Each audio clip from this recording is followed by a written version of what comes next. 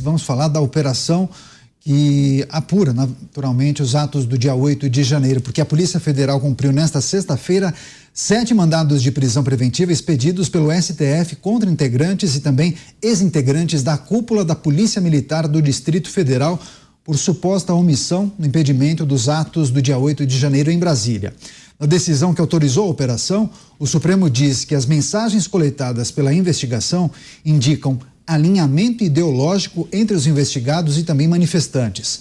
Já a PGR, que é a Procuradoria-Geral da República, disse que os oficiais aderiram a teorias conspiratórias e que os soldados eram despreparados e inexperientes.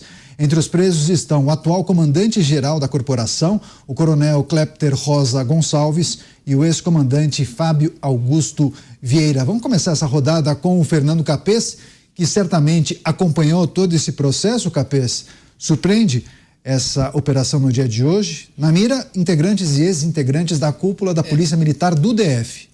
Daniel, surpreende o timing da prisão.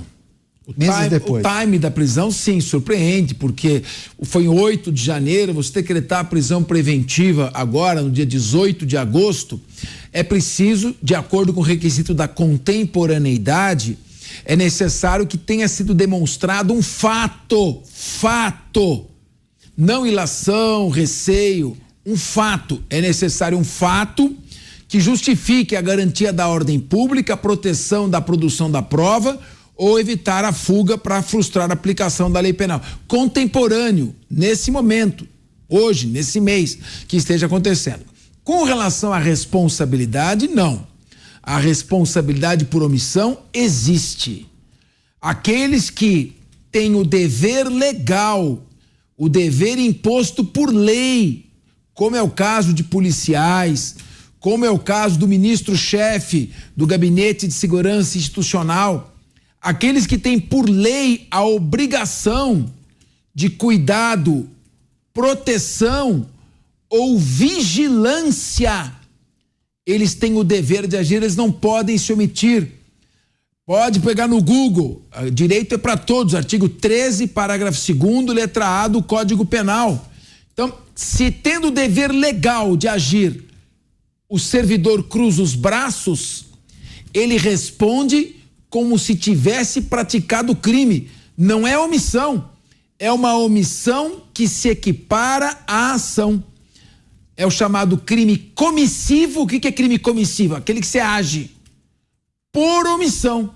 E então ele responde pelos atos, como partícipe dos atos. Então é importante, ele tem que ser responsabilizado.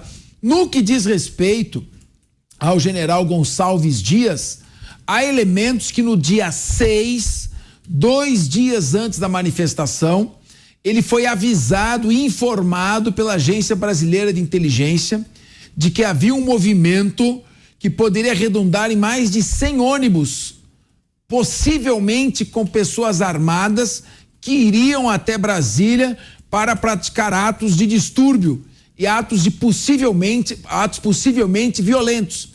Ele então admite ter recebido essa informação porque ele manda uma mensagem dizendo: podemos ter problemas. Então, da mesma maneira que o comandante da Polícia do Distrito Federal, da Polícia Militar do Distrito Federal, houve quebra do sigilo telemático e buscou-se prova de que ele tinha conhecimento e teria se omitido, praticou um crime por meio de omissão, o general Gonçalves Dias da mesma maneira. Por que ele não avisou as Forças Armadas? Ele avisou a Polícia Federal? Ele entrou em contato com o presidente do Supremo Tribunal Federal, o presidente da Câmara dos Deputados, do Senado Federal, o presidente da República, para informar das providências que deveria tomar com relação à guarda e proteção das polícias próprias desses poderes? Isso tem que ser investigado. Agora, quem se omite, tendo o dever de agir, e permite que ocorra esse tipo de manifestação, responde como participante desses crimes gravíssimos aí, que estão sendo imputados muitas vezes, é preciso agora analisar essas denúncias, a pessoas que estavam ali na passeata, mas estavam desarmadas, estavam protestando e estavam pacificamente. Precisa separar o joio do trigo. Quem se omitiu é tão responsável quanto quem financiou. Quem se omitiu é tão responsável contra quem liderou. Quem se omitiu é tão responsável contra quem penetrou nos prédios dos poderes respectivos e praticou os atos de vandalismo. E quem se omitiu é muito mais responsável do que quem estava ali fazendo a sua manifestação na Praça dos Três Poderes e entrou num ônibus sem saber que estava indo para uma prisão da qual muitos ainda não saíram. Pois é, lembrando a nossa audiência que a PGR apresentou essa denúncia contra os integrantes da cúpula da corporação pelos crimes de abolição violenta do Estado Democrático de Direito, golpe de Estado e dano qualificado contra o patrimônio da União. José Maria Trindade, que está na capital federal. Zé, como essa operação repercutiu aí em Brasília, especialmente na cúpula do GDF, né, o governo do Distrito Federal? Assustou a todos, viu? Eu me lembro de uma ópera caipira onde o violeiro é encontrado chorando e perguntam para ele assim: violeiro, mas você, a sua missão é trazer alegria porque chora, e ele conta o drama dele. Quando a gente vê o comandante-geral da Polícia Militar sendo preso, sem nem discutir o mérito, assusta, é estranho, e a gente diz: esse mundo está mesmo de cabeça para baixo, porque a gente está acostumado a ver bandido ser preso. Agora, o comandante-geral da Polícia Militar do Distrito Federal, uma polícia nota 10, uma polícia que tem destaque nacional, né? Não é só por isso, mas é uma das mais bem pagas do Brasil, e o comandante-geral na cadeia. Aí eu fui ver o relato do Ministério Público, as investigações são mesmo de assustar também o que aconteceu. Eu venho sempre dizendo o seguinte: algo muito estranho aconteceu naquele dia. Os manifestantes que estavam na frente do QG, do quartel-general, eram outros, não eram daquele jeito. E houve uma sequência de omissões, essa omissão pode ser dolosa, ou pode ser uma omissão. Essa operação foi mais no sentido de omissão preguiçosa. Não foi. Não é uma omissão preguiçosa. Porque a polícia daqui de Brasília, do Distrito Federal, tem uma expertise muito alta em lidar com manifestações. A Esplanades, que é uma praça de manifestações. Já houve manifestação aqui de esplanada cheia e com dois grupos, um contra o governo e outro a favor do governo. E não aconteceu nada de grave, foi tudo certo. Por quê? Porque houve contenção, as polícias, e digo as polícias porque é o envolvimento de vários setores, né? Funcionaram, né? A Polícia Militar, a Polícia Civil, bombeiros, a Guarda Nacional, cada um com seu papel, os seguranças que são policiais legislativos da Câmara, do Senado, tudo certo, tudo aconteceu. E nesse dia o relato do próprio Ministério Público é assustador, de falta de treinamento, de várias pessoas em férias, outros saíram, simplesmente abandonaram o posto, isso é crime, e alguns afrouxaram as linhas de contenção. Então, assim, a prisão é muito estranha, né? A gente entende que só deve prender depois de uma condenação.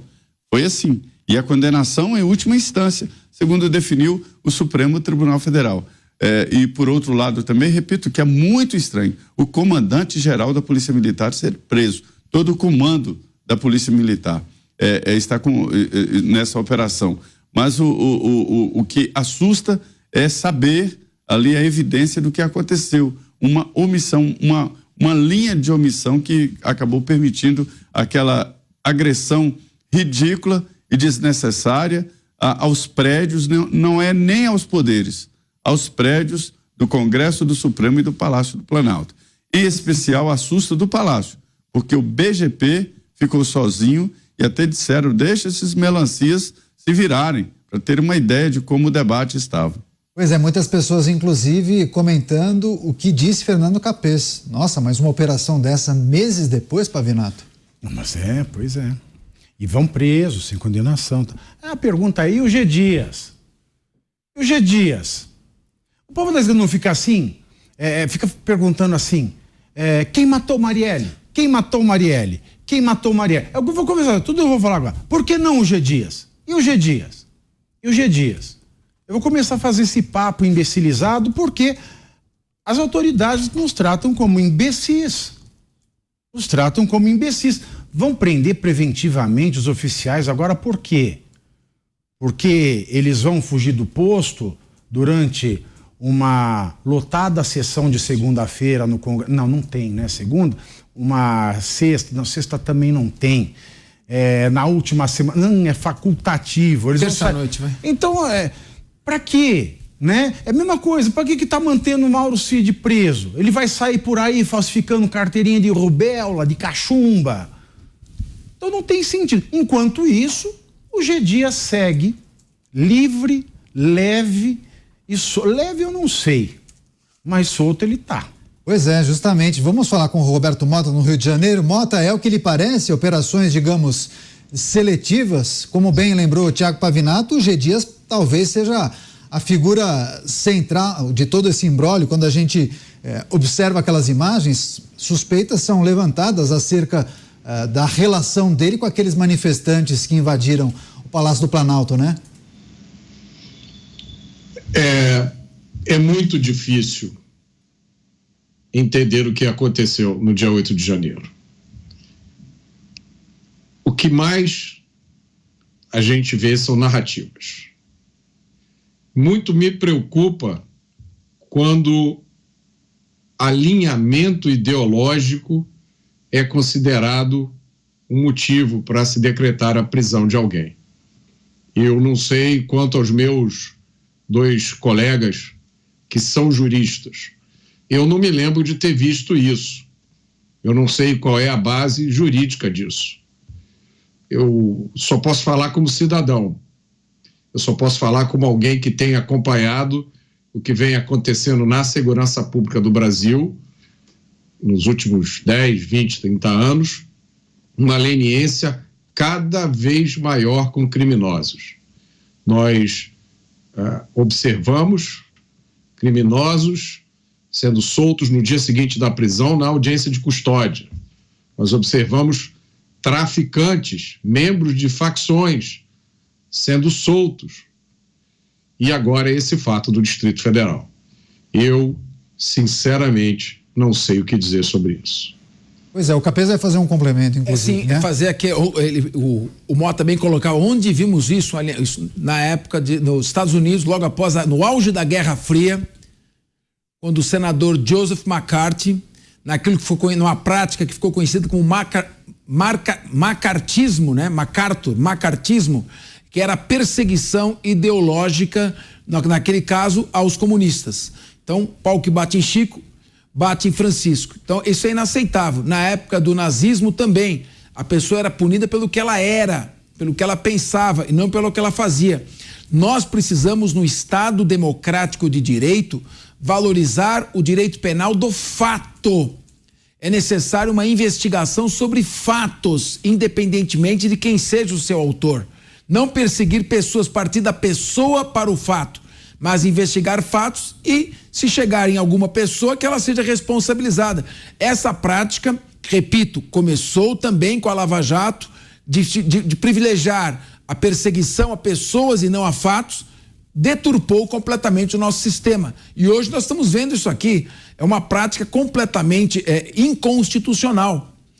Para que se fale em democracia, só existe democracia quando você tem um processo penal democrático.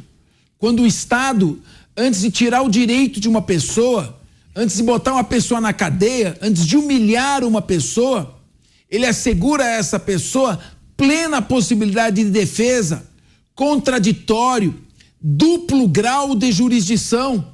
Sem isso não existe devido processo legal. E aí, Pavinato, quando você vê pessoas que não têm foro privilegiado serem levadas diretamente a julgamento perante o Supremo Tribunal Federal, contra a jurisprudência do Supremo Tribunal Federal, nós vemos que elas estão sendo privadas de um direito constitucional, que é o direito ao duplo grau de jurisdição.